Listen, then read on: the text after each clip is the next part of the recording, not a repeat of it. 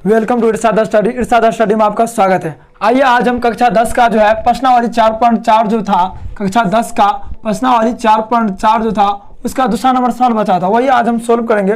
दूसरा नंबर सवाल का क्या है वह पहले जान लेते हैं।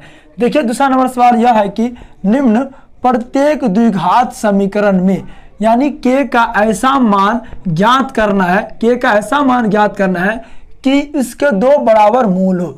दो बराबर मूल, मैं पॉइंट इसमें यह है यानी दो बराबर मूल हो।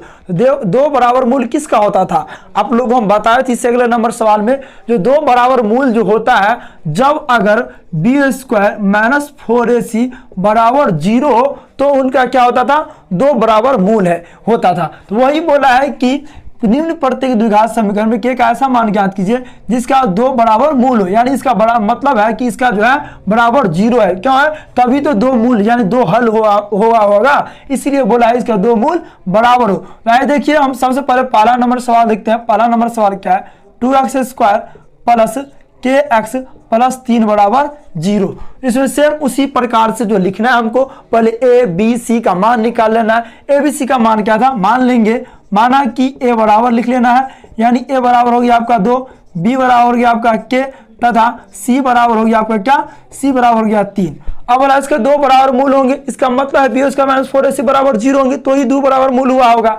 तो हम लिख लेंगे यहाँ दो बराबर मूल है, यहाँ लिखेंगे, यहाँ आप यहाँ भी लिख सकते हैं यहाँ दो बराबर मूल हो तो बराबर लिखेंगे यहाँ दो बराबर, यहाँ दो बराबर मूल हो। यहाँ ये भी लिख सकते हैं या आप नहीं भी लिख सकते हैं। दो बराबर मूल हो कब, जब आपका b² - 4ac रहे तो, जब b² - 4ac बराबर 0 हो तभी आपका दो बराबर मूल होता है। ये आप लोगों को हम पहले यानी एक्सरसाइज 4.4 का जो पहला नंबर सवाल था उसमें हम सब बताए थे। ऋणात्मक का मतलब क्या होता है, धनात्मक का मतलब क्या होता है और शून्य का मतलब क्या था, हम सब बताए थे। तो 0 का जो मतलब बताए थे, अगर b² - 4ac अगर 0 हो तो क्या बताया था आप लोग, इसका जो दो मूल हो एकदम बराबर होगा। अगर मान इसका 0 मूल हो, रूट में क्या बोले थे, अगर मान लेते हैं रूट इसका 0 हुआ, नहीं कुछ नीचे में, तो क्या बोले थे, अगर इसका मूल अगर 0 हो तो क्या एक बार 4 + 0 लिख लेना है, जोड़ देना है, और 4 - 0 करके घटा देना तो क्या होगा 4 + 2,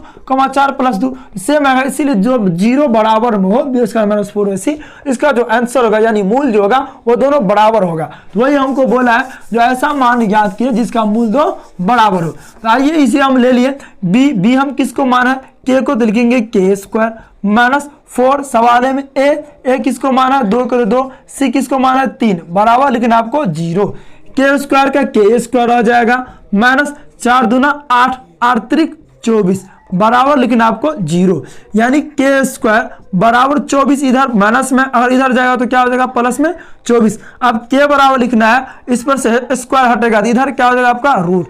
आपका इतना आंसर हो सकता है, ठीक यही आंसर। अगर आप इसको चाहें तो रूट से बाहर भी निकाल सकते हैं। रूट से बाहर निकालने का तरीका क्या वो देखिए, 24 का हम सबसे पहले क्या करेंगे, लघुत्तम ले लेंगे। 24 का लघुत्तम कितना से आएगा 2 से, तो 12 दूना 24, फिर 2 से तो 6 हो गया, फिर 2 से 4, फिर 2 से 2।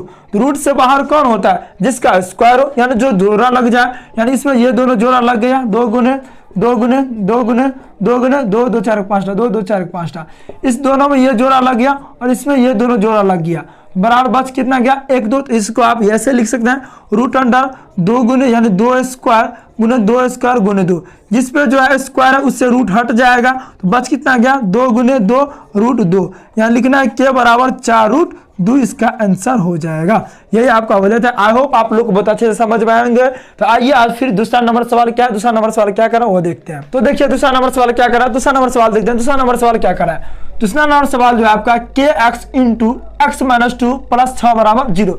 इसको पहले हमको समीकरण बनाना है। समीकरण कैसे बनाना है वो पहले देखते हैं। समीकरण जो आप बनाएगा तो kx से सब ये दोनों के साथ गुना कर देना, और kx को हम x के साथ गुना करेंगे तो क्या हो जाएगा आपका kx के साथ, अगर हम x को गुना करेंगे तो क्या हो जाएगा आपका kx² लिखेंगे kx² माइनस kx को 2 से हो गया आपका k यानी 2kx + 6 ऐसे रह जाएगा बराबर, लेकिन आपको 0 इसके साथ हम मल्टीप्लाई कर दिए। आप देखिए ये जो आपका एक समीकरण बन गया, इस समीकरण में से फिर जो हम इसको a b c इसमें से मान निकाल लेंगे। मान आप लोग को बताया था निकालना कैसा, तो लिखना है माना कि a बराबर लिख लेना है माना कि a बराबर k, b बराबर लिखना आपका -2k तथा c बराबर लिखना आपको 6। ठीक, तो क्या इसका दो बराबर मूल है, तो फिर वही प्रक्रिया अब तो आपको लिखना नहीं पड़ेगा क्योंकि सवाल नंबर 1 में हम बता दिए थे क्या लिखना था। तो छोड़िए, अब हम यहीं से डायरेक्ट लिख लेते हैं b² - 4ac बराबर 0। यहाँ लिखेंगे b² - 4ac बराबर 0। b का मान कितना आपका -2, तो -2 के होल स्क्वायर लिख लेना है। अब लिखना है क्या -4 सूत्र में गुने a का मान कितना आपका k, तो k लिखना है, गुने c का मान कितना 6, तो 6 लिखना है बराबर 0।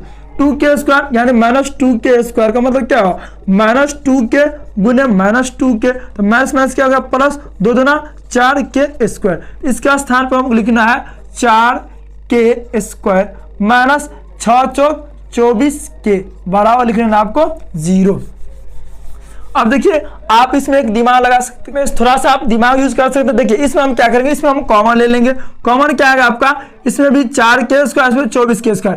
ये जो आप 4k में से कॉमन ले सकते हैं, बच कितना आ जाएगा आपका 4k कॉमन आ गया, इसमें 2k था तो 1k बच गया, -6 चौक 24, तो 6 चौक यानी 6 लिख देंगे बराबर लिखना आपको क्या 0। ये देखिए, ये अगर गुना में अगर स्टार्ट करेंगे तो किस में आएगा भाग में, तो लिखेंगे k - 6 बराबर 0/4 यानी 0 ये हो जाएगा, तो लिख लेना आपको k बराबर लिख लेना प्लस से। ये आपका आ गया आंसर। आई होप आप लोग को बहुत अच्छे से समझ में आए होंगे। तो आइए हम नेक्स्ट क्वेश्चन यानी तीसरा नंबर क्वेश्चन देखते हैं। तीसरा नंबर क्वेश्चन क्या कर रहा है।